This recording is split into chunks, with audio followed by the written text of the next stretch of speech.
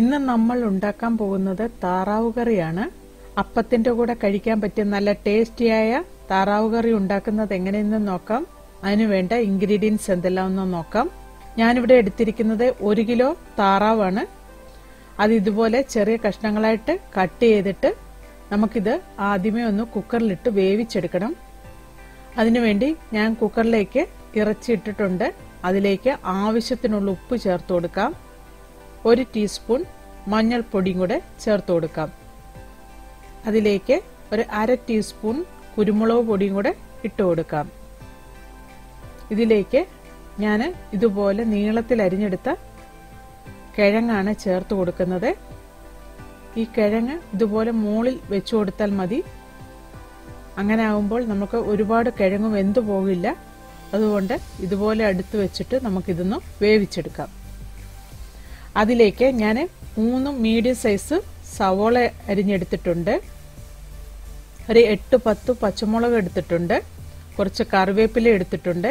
ഇഞ്ചിയും വെളുത്തുള്ളിയും പേസ്റ്റ് ഓരോ ടേബിൾ സ്പൂൺ വീതം എടുത്തിട്ടുണ്ട്. അതിലേക്ക് വേണ്ട മസാലപ്പൊടികൾ നമുക്ക് പിന്നീട് ചേർക്കുമ്പോൾ ഞാൻ കാണിച്ചു തരാം. നമ്മൾ താറാവ് വേകുന്ന സമയം കൊണ്ട് അതിലേക്കുള്ള മസാല റെഡിയാക്കുകയാണ് ചെയ്യുന്നത്. അതിനുവേണ്ടി ഒരു പാത്രത്തിലേക്ക് എണ്ണ ഒഴിച്ചു കൊടുക്കാം. എണ്ണയൊന്ന് ചൂടായി വരുമ്പോൾ അതിലേക്ക് നമ്മൾ അരിഞ്ഞു വെച്ചിരിക്കുന്ന സവോള ചേർത്ത് കൊടുക്കാം. സവോള ഞാനിവിടെ മീഡിയം സൈസ് 3 സവോളയാണ് ചേർത്ത് കൊടുക്കുന്നത്. അത് നീളത്തിൽ കനം കുറഞ്ഞ് അരിഞ്ഞെടുത്തേക്കുന്നതാണ്. അതും കൂടെ ചേർത്ത് നന്നായിട്ടൊന്ന് വഴറ്റിയെടുക്കാം.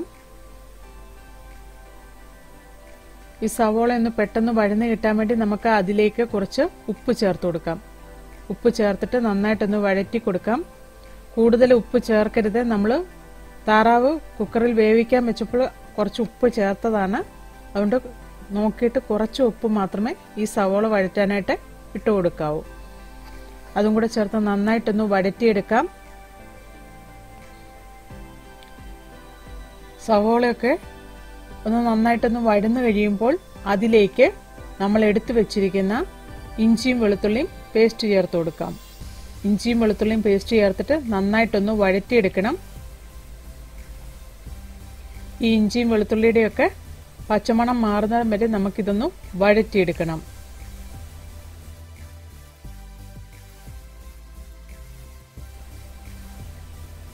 ഇഞ്ചിയും വെളുത്തുള്ളിയും എല്ലാം വഴറ്റിയതിന് ശേഷം അതിലേക്ക് നമ്മൾ എടുത്തു വെച്ചിരിക്കുന്ന പച്ചമുളകും കറിവേപ്പിലയും കൂടെ ചേർത്ത് കൊടുക്കാം. ഞാനിവിടെ ഒരു 8 പച്ചമുളകാണ് ചേർത്ത് കൊടുത്തേക്കുന്നത്. ഈ താറാവ്ക്ക് കുറച്ച് എരിവ് വേണം. എന്നാലാണ് അതിന് ടേസ്റ്റ്. നമ്മൾ ഈ പച്ചമുളകും കുരുമുളക് പൊടിയും മാത്രമാണ് ഈ താറാവ് കറിയിലേക്ക് ചേർക്കുന്നത്. നമ്മൾ കുരുമുളക് പൊടി ഒരുപാട് ചേർക്കാറില്ല, കുറച്ച് മാത്രമേ ചേർക്കാറുള്ളൂ. അതുകൊണ്ട് ഈ പച്ചമുളകിന്റെ എരിവാണ് നമുക്ക് വേണ്ടത്. അതുകൊണ്ട് ഞാനിവിടെ 8 പച്ചമുളകാണ് ചേർത്തേക്കുന്നത്. ഈ പച്ചമുളകും കറിവേപ്പിലയും ഇഞ്ചിയും വെളുത്തുള്ളിയും എല്ലാം നന്നായിട്ട് വഴന്നു വരണം. അതുവരെ നമുക്കിതൊന്ന് വഴറ്റി കൊടുക്കാം.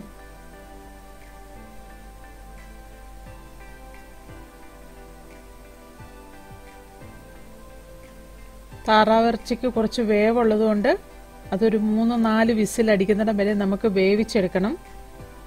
നമ്മുടെ സവോളയൊക്കെ നന്നായിട്ട് വഴന്നു വന്നിട്ടുണ്ട്. നമുക്കിതിലേക്ക് മസാല ചേർത്ത് കൊടുക്കാം. അതിനുവേണ്ടി അതിലേക്ക് ഒരു 1/2 ടീസ്പൂൺ മഞ്ഞൾപ്പൊടിയും കൂടെ ചേർത്ത് കൊടുക്കാം. അതിലേക്ക് ഒരു 2 ടീസ്പൂൺ പെരിഞ്ജീരകത്തിന്റെ പൊടി ചേർത്ത് കൊടുക്കാം. ഇതിലേക്ക് നമ്മൾ വീട്ടിൽ തന്നെ പൊടിച്ചെടുത്ത ഗരം മസാലയാണ് ചേർത്ത് കൊടുക്കുന്നത്. പെരിഞ്ജീരകവും കുരുമുളകും ഏലക്കായും ഗ്രാമ്പുവും എല്ലാം കൂടെ ചേർത്ത ഈ പൊടി, ഇത് ഞാൻ ഈ മിക്സിയിൽ പൊടിച്ചെടുത്തതാണ്. ഇതൊരു 2 ടേബിൾ സ്പൂൺ ചേർത്ത് കൊടുക്കാം. ഗരം മസാല നോർമലി എടുക്കുന്ന ഗരം മസാലയെക്കാട്ടിൽ ഒരു 2 ഗ്രാമ്പു കൂടുതൽ ചേർത്തിട്ട് വേണം പൊടിച്ചെടുക്കാനായിട്ട്. ആ ഗ്രാമ്പൂവിന്റെ ടേസ്റ്റാണ് ഈ മസാലപ്പൊടിയിൽ കൂടുതലായിട്ട് നിൽക്കേണ്ടത്. അതും കൂടെ ചേർത്തിട്ട് നന്നായിട്ടൊന്ന് വഴറ്റിയെടുക്കണം. ഈ മസാലപ്പൊടികളുടെ എല്ലാം പച്ചമണം മാറുന്നിടം വരെ നമുക്കിതൊന്ന് വഴറ്റിയെടുക്കാം. ഇതിൽ കുരുമുളകും ചേർത്തിട്ടാണ് പൊടിച്ചെടുത്തേക്കുന്നത്. ഇതെല്ലാം ചേർത്ത് നല്ലതായിട്ട് വഴറ്റിയതിന് ശേഷം നമ്മൾ വേവിച്ച് വെച്ചേക്കുന്ന താറാവിറച്ചി ഇതിലേക്ക് ചേർത്ത് കൊടുക്കാം.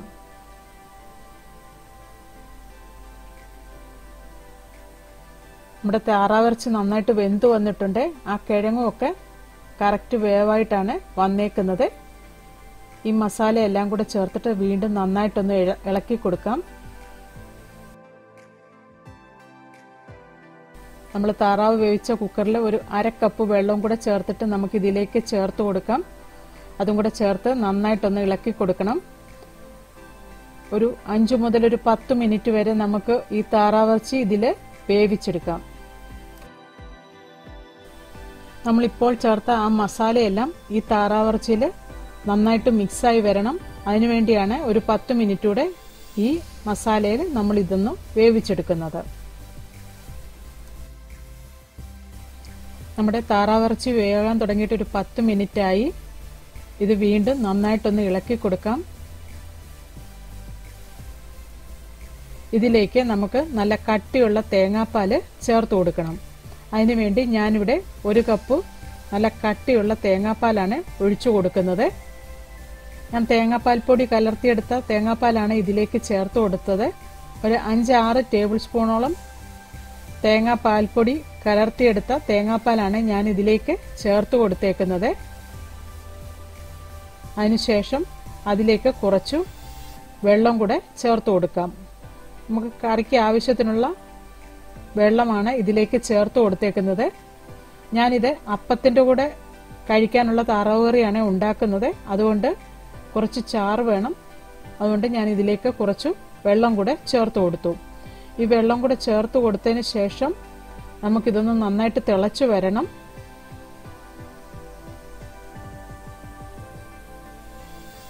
ഈ ടൈമിൽ ഉപ്പ് നോക്കിയിട്ട് ഉപ്പ് വേണമെങ്കിൽ ചേർത്ത് കൊടുക്കാം. ഞാനിവിടെ കുറച്ച് ഉപ്പൂടെ ചേർത്ത് കൊടുക്കുകയാണ്. ഉപ്പും കൂടെ ചേർത്തിട്ട് നന്നായിട്ടൊന്ന് ഇളക്കി കൊടുക്കാം. ഇതൊന്ന് നന്നായിട്ട് തിളച്ചു വരാൻ വേണ്ടി വെയിറ്റ് ചെയ്യാം. ലോ ഫ്ലെയിമിൽ വെച്ച് വേണം നമ്മളിതൊന്ന് തിളപ്പിച്ചെടുക്കാനായിട്ട്. നമ്മുടെ കറി നന്നായിട്ടൊന്ന് തിളച്ചു തുടങ്ങുമ്പോൾ അതിലേക്ക് നമ്മൾ നേരത്തെ പൊടിച്ചു വെച്ചതിൽ ബാക്കി വെച്ചേക്കുന്ന 1 ടേബിൾ സ്പൂൺ ഗരം മസാല ഇതിന് മുകളിലായിട്ട് ചേർത്ത് കൊടുക്കാം. അതും കൂടെ ചേർത്ത് നന്നായിട്ടൊന്ന് ഇളക്കി യോജിപ്പിക്കണം.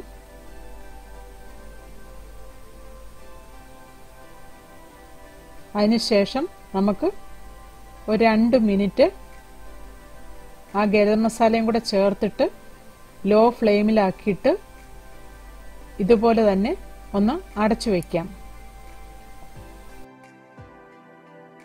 നമ്മുടെ ടേസ്റ്റിയായ താറാവ് കറി റെഡിയായി. അതിനി ഒരു സെർവിംഗ് പ്ലേറ്റിലെടുത്ത് സെർവ് ചെയ്യാം.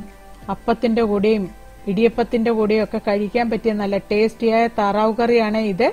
എല്ലാവരും ഇത് ഉണ്ടാക്കി നോക്കണം. ഇഷ്ടമായെങ്കിൽ ലൈക്ക് ചെയ്യണം, ഷെയർ ചെയ്യണം, കമന്റ് ചെയ്യണം. എൻ്റെ ചാനൽ ഇതുവരെയായിട്ടും സബ്സ്ക്രൈബ് ചെയ്തിട്ടില്ല എങ്കിൽ സബ്സ്ക്രൈബ് ചെയ്യണം. Thank you.